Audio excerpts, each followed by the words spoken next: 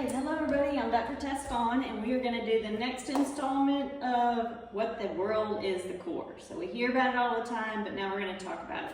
So our first video was on the top or the ceiling of the core, which is our diaphragm. As we inhale, everything pushes down, allows the pelvic floor muscles to relax. On the exhale, it comes back up. So now we're going to talk about the floor of the core or the ground, and that's the pelvic floor muscles. So the pelvic floor muscles are a group of muscles. They're 4 layers deep, so you have superficial all the way to deep levels. And they connect from the pubic bone in the front to the coccyx or tailbone in the back. And they go as wide as the ischial tuberosities or our butt bones side to side. So it's this whole hammock or sling of muscles. That's what it looks like from the inside, from the outside as it sits low here, okay? And that's the floor of our core. That's what makes up the bottom. So these muscles are made out of the same tissue as any other muscle, bicep, quadricep, hamstring, all the same. It's called skeletal muscle. And because it's the same as any of these muscles, it can also get hurt the same way. It can fatigue out. It can get muscle spasms in it. It can get too tight, it can get not strong or get too weak, just like any of the other muscles, okay? But that also means that we train it the same way, and it has to be able to respond the same way as any of the other muscles.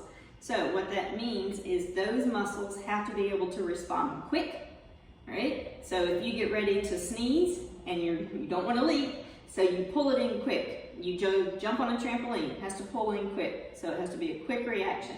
For the bicep, what that looks like is something starts to fall and you catch it, same thing, okay? They also have to have endurance, so it has to be able to hold a contraction. So that would mean if you are on a long walk and you have to use the restroom and you have to be able to keep it held in until you can get to the bathroom. Or you're on a long car ride, you gotta be able to keep it held in. So that's the endurance of the muscle. For a quad, that looks like going on a really long run and it has to be able to just keep going.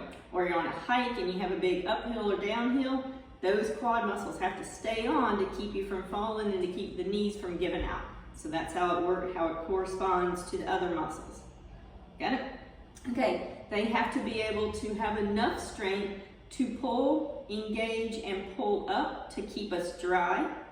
But then they also have to be able to open, release, and relax to go to the bathroom when we need to. So they have to be able to go through a full range of motion to respond and to act correctly. So bicep example would be you have to be able to use a bicep all the way in its extended position and all the way to the full position. You want to work the strength. If your bicep muscle only works right here, then when you go to catch something way out here, it's not going to be able to catch it because it's holding and used to only working right here. And it gets fatigued, right? Same thing these pelvic floor muscles do. Okay, the pelvic floor muscles in general have 3 main functions. The first one, not in any particular order, but the first function they have is to keep us dry. Okay, so that keeps urine in, that keeps bowel in, that keeps gas in. So that has to be able, we get a sense when there is any kind of urine that starts to drop down into the bladder or bowel in the rectum. And when that pelvic floor senses that, it automatically turns on, pulls up, and keeps us from not having an accident. But it also has to be able to open and relax to empty the bladder completely to avoid constipation so you can get all the bowel out. Everything has to be able to work in its full range of motion. So that's first function. Second function is just support. So if you think about body weight pushes down on it, gravity pushes down on it, if we're pregnant, baby pushes down on it, those pelvic floor muscles always have to be active and engaged in that kind of hammock or that sling position. It has to keep us there. If not, we leak because we can't hold the contraction anymore. So it's always on and it supports everything that's pushing down. But we also walk. So we also have ground reaction forces coming up through here that also have to be able to keep the pelvic floor staying in that sling or that hammock position. so it can function. All right, so that's the second function. The third function is for sex. So these pelvic floor muscles help with the orgasm, so that it lets us be able to have that orgasm, but it also has to be able to open and relax to allow for penetration. So you have three main functions of the pelvic floor. The pelvic floor muscles as a group is the ground of the core, whereas the diaphragm is the top. Okay? Next video is going to be what's in between.